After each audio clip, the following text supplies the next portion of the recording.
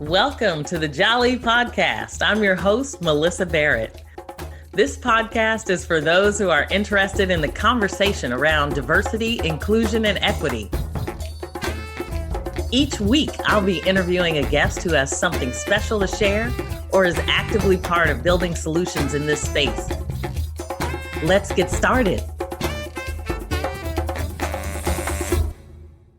Dr. Catrena Elliott, often called the Introspection Leadership Doctor, is an executive coach, Gallup Strength Coach, Leadership Advisory Board member, human resource executive, and an author of I Love Me Intentionally, 10 Transformational Principles to Loving You First.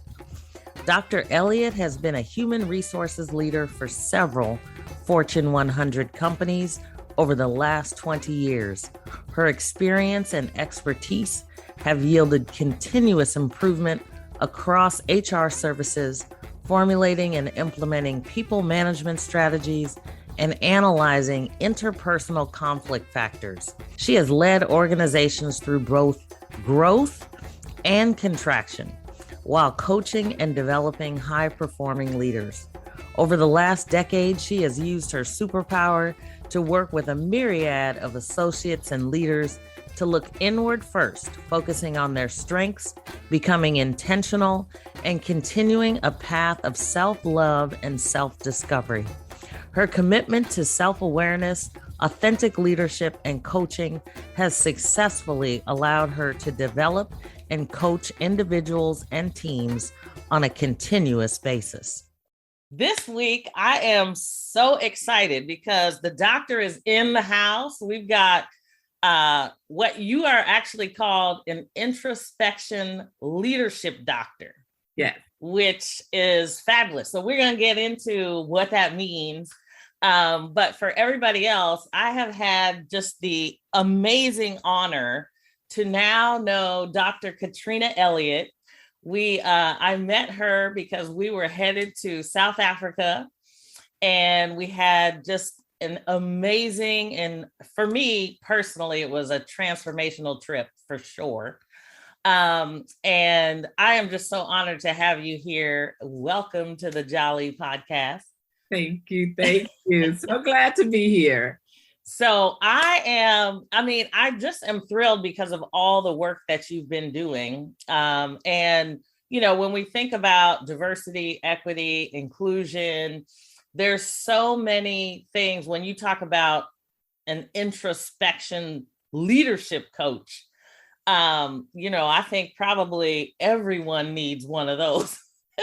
Yeah. So I'm excited. So why don't you start out, maybe just tell us a little bit about how you got to where you are today, because aside from being an introspective leadership coach, you have a day job. And I know you have been going, you just got your doctorate, and you are just an amazing woman. So tell us how you came to be to Dr. Elliott.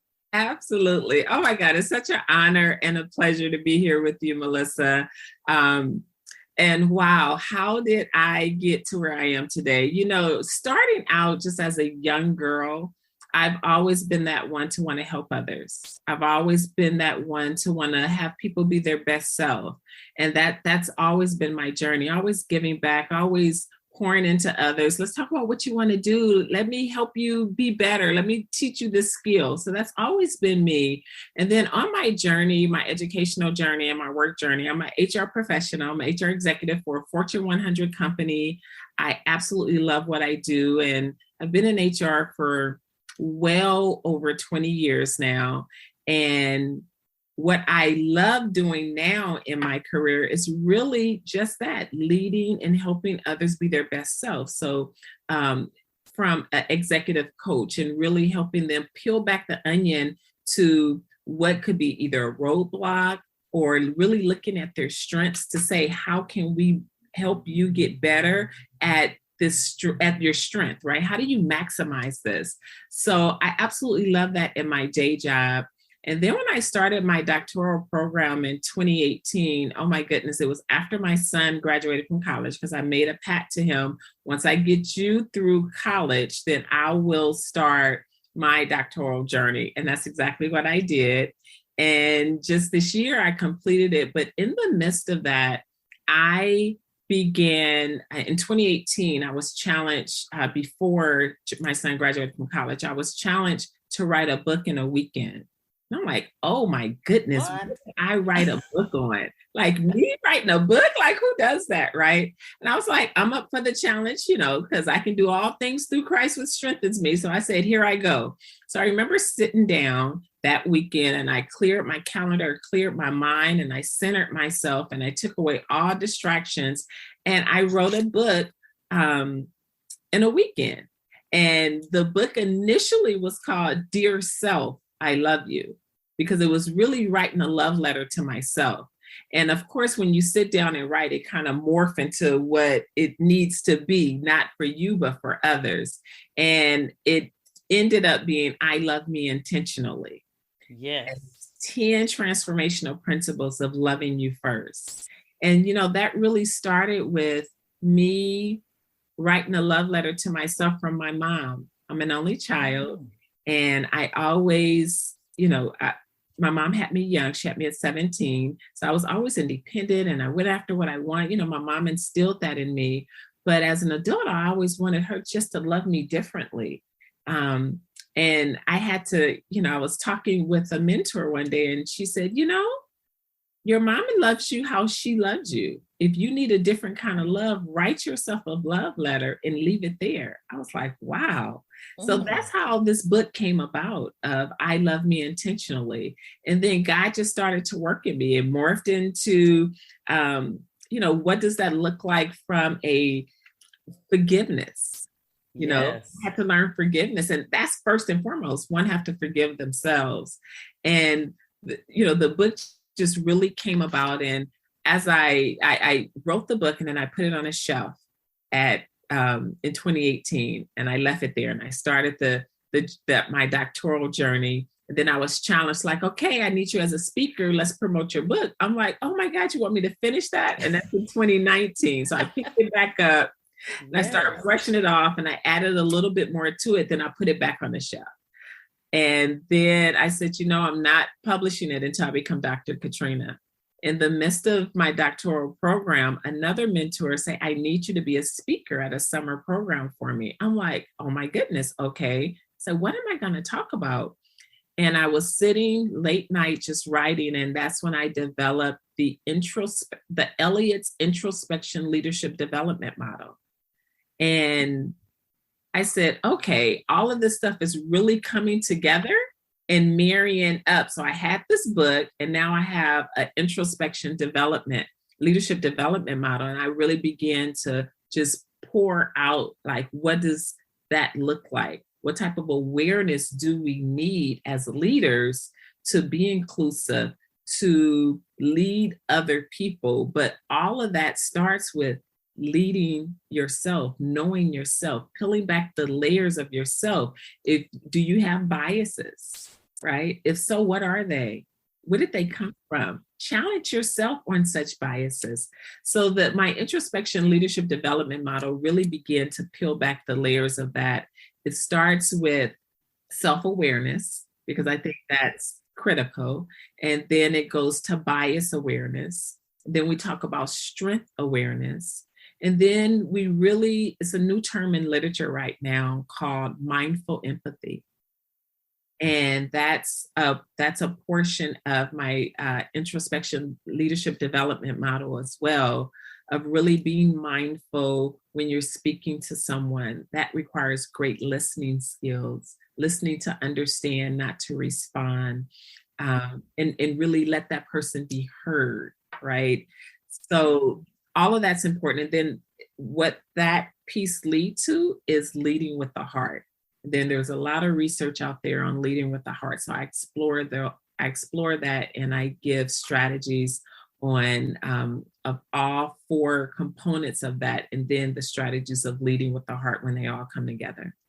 Wow. Oh my gosh, that is loaded full. I can see the journey that you've taken yourself Yeah. through and now are really gifting to others, which is so phenomenal, because the world needs you right now. I am just, I have read your book and I have done the work in here. I Yes. love me intentionally. It's, and you even say there are 10 transformational principles. But I think what I found so wonderful, aside from, I mean, the content is great, the quotes are great, the stories that you tell. I mean, even your personal stories in here is like, oh wow, that's heavy, you know. But the thing that I loved is you actually ask questions and give the right questions for me to be asking myself, Yes.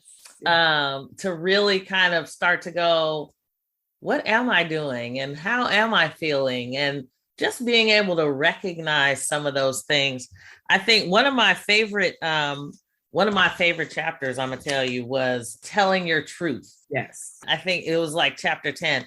And I was sitting here going, I mean, the whole book is like awesome to me because it really gives you so much information on what self-love really is. Because, you know, a lot of people are throwing that term around and they think, you know, just going to get a manicure or, you know, whatever is self-care. But you talk a lot about the mindset and starting with the mindset. And that's what I think people sometimes jump over.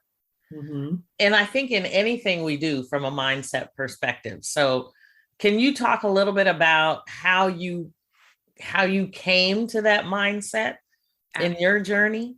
Yes, you know, the mindset is critical. And people, it's a choice. You know, mindset is a choice. And I talk about that all the time, whether I'm talking with leaders, whether I'm talking with myself, whether I'm talking with my family, especially my son who's 25 now.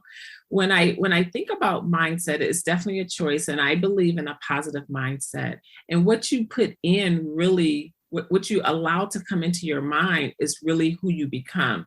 So having a positive mindset really to me starts with the self-talk. What are you telling yourself? Right. Right? What are you telling yourself? Oh my goodness, I can't do that. If so, I feel like you can interrupt that. You can create a mindset. No, I can do that. And you get a positive mantra or you get a scripture if that's what it is. Or you have a passage in different books that you can immediately bring to mind and say, no, I can, like mine is, I can do all things through Christ which strengthens me. Whenever negativity or that imposter syndrome began to creep in, I'm like, no, Dr. Elliott, you can do all things through Christ which strengthens you. So having the positive mindset is critical. And you know, I tell in the workplace and when I'm coaching leaders, you know, there's a accountability mindset and there's a victim mindset. And it all goes back to what are you telling yourself? If Right. you're beating yourself up, oh, I can't believe this person did that to me, and that's why I'm in this predicament. It's like, okay, I help ask questions to help that person turn it around to accountability. Well, what can you do differently so you don't feel that way? Right. Right? Yes. What are you thinking? And then going deeper. So sometimes you have to pull up some roots. You have to Yes. pull up some of those negative roots or just roots that was planted many years ago as a child and really began to examine them and say, why do I think this way? Why do I feel this way? Where did this come from? And say, I can change that. I'm gonna now say this to myself, and I'm gonna go forward believing this. So then you begin to chew on that. You begin to meditate on that, and that mindset began to change. So I feel like we all have the control, but we have to do the work. Yes. Well, that's the hard part, right? I mean, actually doing work on yourself. It's much easier to do work on somebody else than to do it on yourself. So that's, I mean, it's so needed. And I, you know, with so many different events going on, I mean, we've had mass shootings and, all of those things. But even in the workplace, whether it's microaggressions or, other things that are taking place, the ability for people to just, take a breath and just, listen. Right. And develop that curiosity is just so needed. I think we don't do that enough. We're always in such a rush. And, with that piece of it, with being in a rush and pausing enough to hear others, one of the strategies I use is the whole breathing technique. It's just to pause in for 10 seconds, hold it for 10, and then release for 10. And that kind of centers you. And I always do that when it's heightened. So when things are going on in a workplace, we create the space, we pause, and we'll invite people to the table and let's talk about it. Let's talk about feelings and what you're going through and why you're feeling that way, and just create that space so people can unload, just so they can get back center and say, okay, now how are you going to choose the mindset, right? How are you going to choose to move forward today? Are you going to choose to continue to ruminate on these thoughts and feelings that's happening right now? Or are you going to choose to say, I'm going to be happy, I'm going to smile, I'm going to bless someone, I'm going to help someone, or I'm just going to love me today and be peaceful with myself today and just create positive energy to move forward. So I love doing that, create the space for others and then allow people to move forward with and choosing how they're going to proceed. Well, and I think that's different than, like my father's generation. They didn't, in the workplace, you didn't see them making a space necessarily for people to, kind of share their feelings or even take a moment. It was all about getting to the end and making that profit, right? Right. So it's different. Yeah. It's so different. And I talk about that a little bit in my introspection leadership development model with leading with the heart. At the end of the day, we need to lead with the heart because, in the 40s, 50s, and 60s, it was production, production, production. It was the production lines and all that. And you went to work and you were productive and you went home. And it didn't require a lot of thought. And then it transitioned to, oh my God, let's, how do we increase efficiencies, right? So a little bit more thought came to the table where leaders began to invite others to the table and say, what do you think about this? But in today's society, leaders must lead with the heart. They must pause. They must have empathy. They must create spaces. They must be inclusive. And they have to be in touch with themselves in order to create that space. That's why introspection leadership is so important. You have to start with you to understand others. And with the introspection leadership, I feel like everyone's a leader from the seat that you're in. So it's not just for people with a title, it's for any and everyone. I do this with children because they are leaders as well. And pare it down for them to understand that at an early age so they can be aware of, I'm good at this, or I think this way because my mommy said so. Okay, that's where they are. But now they're aware of it as they grow. And when you look at fast forward to leaders in the workplace, you have to be aware of, self-awareness. And that starts with those, what's bubbling in your stomach to say, what is that? Yes. How am I impacting others? Right. So yes, it's so important. I love how leadership has progressed over the years because the leaders of the 40s, 50s, and 60s is absolutely not the leader of today. Yeah, you're so right. Let's pause for a moment. We'll be right back.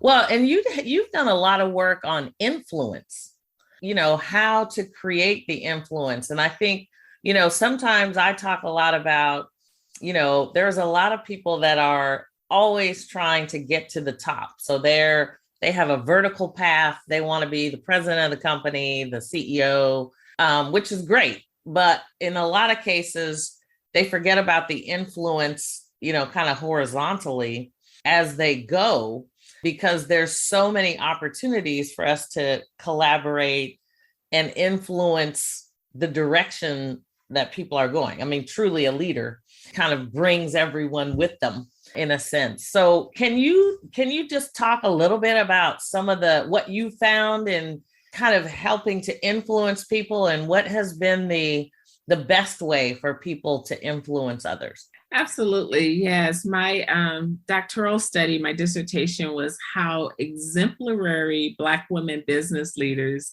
use influence to achieve outstanding results.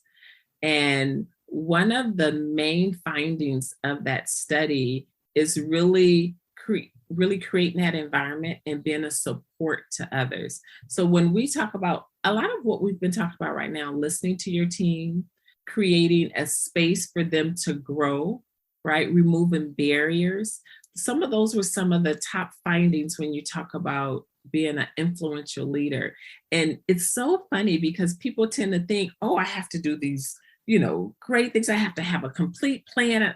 It's like, no, at the end of the day, to me, you're leading from the heart, right? Yeah. You're creating an environment that's fun, that people are included, right? They have a voice at the table. So when I really spoke to the exemplary Black women business leaders, they were being their authentic self. They had awareness of who they were. So when we talk about self-awareness, I was like, oh my God, it's all lining up, because they were able to create those spaces in their environments where the associates can truly flourish to be their very best self. So they kept the focus on the people, and not the business. So we just talked about that whole piece of, in the 60s, 40, 50s, 60s, production. We didn't have much interaction, right? But in my study, when I began to peel it back even further, one of the things that stuck out to me was exemplary Black women business leaders. And if we take Black women out and just say exemplary leaders who's using influence, they know how to create a psychological safe environment. Right. Yes. That is so key. That was so profound to me. I remember when I was defending my dissertation, I talked about that psychological safe environment. And it's I'm not gonna say it's a new word, but it's buzzing now because it's so needed. And creating a psychological safe work environment, it's really having associates be able to speak up and talk about whatever that they have on their mind, whether it's something that the leader has said that they don't agree with, or the direction of a company, or the direction that the company is going that they may not agree with. And being able to say that out loud without feeling any type of recourse or being reprimanded. And that leader or that team are able to receive it. And was like, yes, let's talk further about it. Or just thank them. Thank you for bringing that forward. And in the dissertation, these phenomenal, extraordinary women were able to say thank you to their employees. And it's amazing of how far a thank you goes. Yes. It was just simple strategies that was used, that was like, these are everyday things that we do on a normal basis. Right. But some people, they have to practice. They have to really put it into play to get there. And to me, it's because of the introspection. They themselves haven't done the work.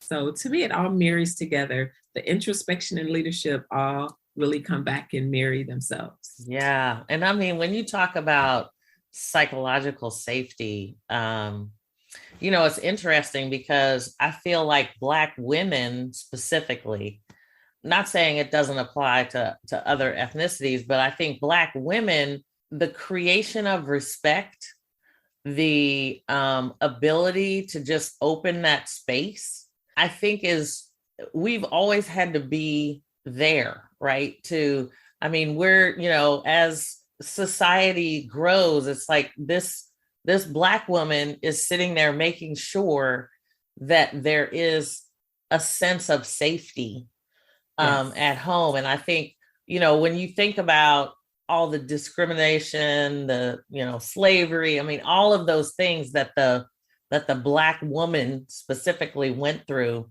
Mm-hmm. the brave space that we create in order to have psychological safety for others is just incredible, you know, just to be able to overcome that, you know, a lot of the trauma and do the work on ourselves. Mm-hmm. And, you know, I mean, everybody can't get there overnight, you know, it's a process.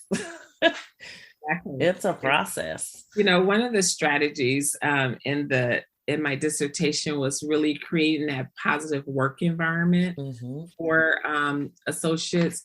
And when you think about creating a positive work environment, and going back to what you said, as Black women and Black mothers, we had to, you know, when we think about our mothers, our grandmothers, and great grandmothers, they created that environment at home. Yes. So Black women, to me, have been doing things like that for years, and it started in our home. Mm-hmm. You know, they created appreciating the children. You did a good job today. Oh my God, look at your grades. This is amazing. Sometimes you had little stars that you put on the board for if they brought home an A, right? So that creating that positive work environment, especially for Black women, we grew up seeing it with our parents. So Yeah. absolutely. And it was the village, right? It wasn't, I mean, whether it was your home or whether you were in somebody else's home across the street, you know, you still had that safety, Exactly. which was awesome. So, I mean, this is just phenomenal. So, are there other strategies that you can share in terms of, you know, whether people are thinking about, you know, diversity, equity, and inclusion, or, I mean, are there some best practices that you want to share? Absolutely. So when we think about, so I go back to the dissertation on influence, because I think that ties directly to creating that inclusive environment for Mm-hmm. employees. Another strategy was creating a learning culture and providing opportunities and listen, asking engaging questions, and providing that balanced feedback to employees. So that's critical. So if we break that down of a learning culture, Yeah. right? Employees want to continue to learn. When coming through 2020 forward, and we all got on this bandwagon of inclusion, diversity, well, diversity, inclusion, and even equity, right? So we start talking about how do we create a learning environment? Right. And so we had to pause, and people had to really share their stories. So I know in my organization, we created environments so people can share what, like Juneteenth coming up. What did they do to celebrate that? You know, the Asian Pacific and Islanders Month. We created that space. So we really got to know one another on a humanistic perspective. Yes. Yes. And then providing the learning opportunities and listen. So whether it's structured learning for, you know, development in the workplace, and then listening, is this working for you? How's it resonating with you? What else do you need? So those were all key strategy, or some key strategies that was used. And then asking engaging questions.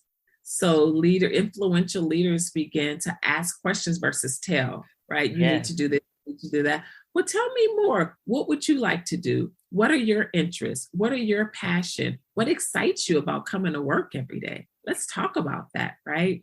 And then leaders provided balanced feedback to their associates. It wasn't only talking about the deficits. Right. It wasn't only talking about, you know, what they need to do different to get better. It was like, no, let's celebrate them. Let's celebrate some small wins. Let's celebrate some big wins. That's all the balanced feedback that was being provided back to the associates to really create that environment and getting extraordinary results just through working with the employees. And that posed to be very influential.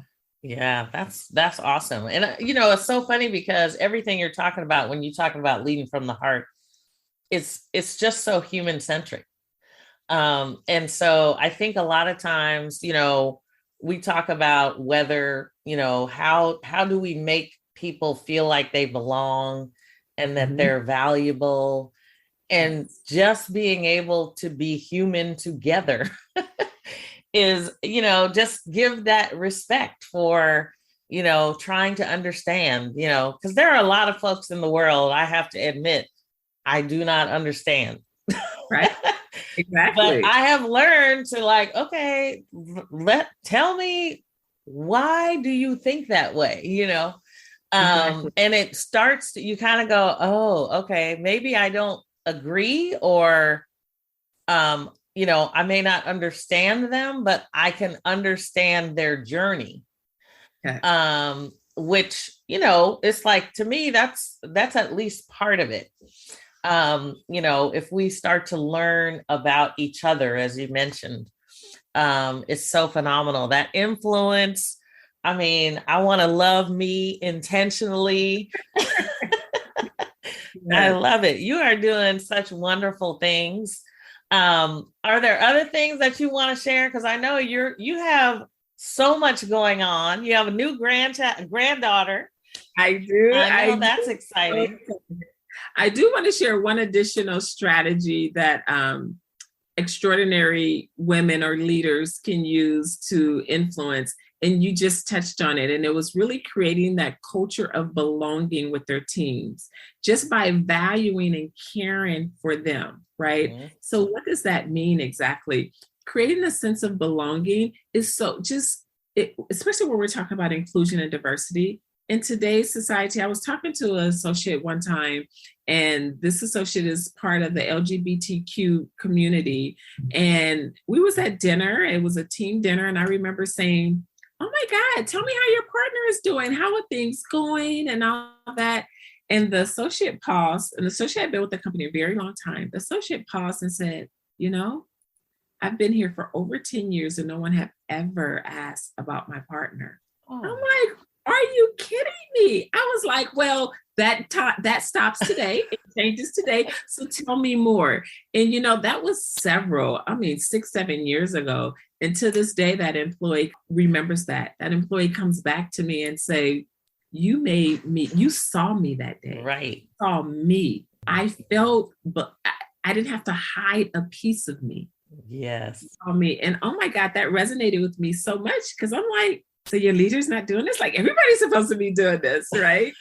So when I did my study and that came out as a strategy for what extraordinary Black women business leaders are doing today to create that influence, to achieve those outstanding results, I was like, ding, ding. That's it, right? That's Yes. exactly what we should be doing. And it just validated so much for me because it's so important that everyone belong. And in today's society, when we're talking about diversity, inclusion, and equity, it's so important that our associates can come to work and say, this is who I am. Yes, I'm going to operate in these professional guardrails, if you will, Right. but I am who I am, right? Yes. And I absolutely that was one of the main things that I really held on to, is creating that culture of belonging, because again, it ties back to me to psychological safety. Yes. I can feel safe with who I am at work, and I can feel like I belong, and I can have questions. My manager sees me for who I am. Oh my goodness. Yes, I'm gonna go above and beyond, right? And if my manager say, hey, this is what we need to get through, we have a tight deadline, guess what? Associate's gonna be like, I'm all in. I'm all in, because I tell people all the time, associates, if they're leaving an organization, they're usually leaving the manager, not the organization. Yes. All about what that leader is doing. So Yes. I absolutely love that strategy as well. And it's the mutual respect. I'm going to respect Yes. you exactly from where you are, right? And hopefully we'll have that mutual respect, and that's the environment I'm creating on the team, and we can move forward. Those are all phenomenal strategies. Well, and it's got to show up in retention numbers as well, right? Because if you care about me and I can come with my authentic self, then I want to show up all the time, right? I want to be there. I want to do the best job for my leaders that I can. So that's phenomenal. I love that. I love that. So thank you for sharing that with us. Yes. And then, of course, you mentioned my grandbaby. Oh, yes. We got to talk about her. Right. I will take a few seconds and say, yes, this year for me has been phenomenal. From becoming, I made 20 years in my sorority. So I'm a member of Delta Sigma Theta Sorority Incorporated. And this is the year of the 22. So I turned 20 in Delta in the year of the 22. So that was phenomenal. I became Dr. Catrena Elliott. Then my grandbaby was born. I'm like, oh my goodness. And I finally got a girl. So I love that. And by having a granddaughter, what that has birthed in me is to start my nonprofit of etiquette and leadership. So I'm still playing with the name, but I'm already planning out what it's going to look like. It's going to be a 6-week etiquette and leadership session for, I want to do young women first. And then the young women will come back and help teach the next cohort of the younger girls. So yes, you're learning the skill set, but now you have to come back and help teach it. And the culmination event is the leadership component. They're going to be on stage and they're going to either be telling their story, they're going to be telling what was impactful for them. I have a little 8-year-old who already start writing her book. So during the leadership portion of this program, I help her write her book. Then she's going to stand on stage and tell her book. So it's that public speaking and confidence piece. Yeah. So I'm so excited because that's what's birthing in me right now. And I'm so excited for that. But I have to give the toast to my grandbaby because when I saw her face, I was like, I have to do this because etiquette and leadership is so lost right now. It's not taught anymore with the young children and even young adults, Yes. and some older adults as well. So that's definitely going to be, my part of the world of giving back and help bringing back that etiquette and then teaching leadership and the babies up. So. Oh, that's phenomenal. Phenomenal. Oh, can't wait. Cannot wait and see. I think we're going to see franchises all over the place. Yes. Let's speak that into existence. Yes, we are going to see that. That's phenomenal. And it's so needed. Our girls need us, whether we're focusing on, the confidence, the speaking, the self-esteem, all of those things, our young girls need as much as possible. So I celebrate you, Soror. I'm so excited for all of the things that you are doing. And I just want to make sure we stay in touch. And I'm looking so forward to continuing to scream from the mountaintops about Dr. Catrena Elliott. So thank you so much for spending some time with me and sharing your gifts with us. And how can people get a hold of you if they want to talk to you about, intent, your development model or any of the things you've talked about? Absolutely. I can be reached at drcatrenaelliott.com, which is Dr. Catrena, Catrena Elliott, ELLIOTT.com. You can reach me there. I'm also on Facebook and Instagram up under Catrena Elliott. But the best way is definitely through the website, and we can connect and schedule time. I'm also a Gallup Strength Finders coach. So as part of my introspection leadership development model is strength awareness. So I take people through those assessments and find exactly out what the strengths are, and then help you build a strategy and a plan on how to begin to work within your strengths. And so, yeah, those are the main ways to reach me. Fantastic. Well, and I know there's going to be lots of folks reaching out. So Dr. Catrena, I will tell you, she's a busy woman, but she's always making time for people and giving to people. So I just treasure you. Every time I see you, I just light up because you are when you talk about positivity, this is the meaning of positivity. You are so fabulous. So thank you. Sir Melyssa, I love you so much. You are phenomenal. And I absolutely thank you. And I'm so humbled that you have created the space for others to come on and really share what we're doing to make an impact on the world, and then just to educate others so we can all be our best self. We can all be inclusive in whatever spaces we're in, whether it's in a workplace, our professional realms, or our home spaces. It's so important that we always have that on the forefront of our minds. So thank you for creating this space. And I love you and appreciate you so much. Love you back. Love you back. I'm so excited. Thank you so much. And I look forward to just following you. Follow Dr. Catrena Elliott, y'all. Yes, phenomenal. My book. Get her book. Amazon, or it's on drcatrenaelliott.com. So yes. Thank you so much. Thank you. Thanks for joining me on the Jali podcast. Please subscribe so you won't miss an episode. See you next week.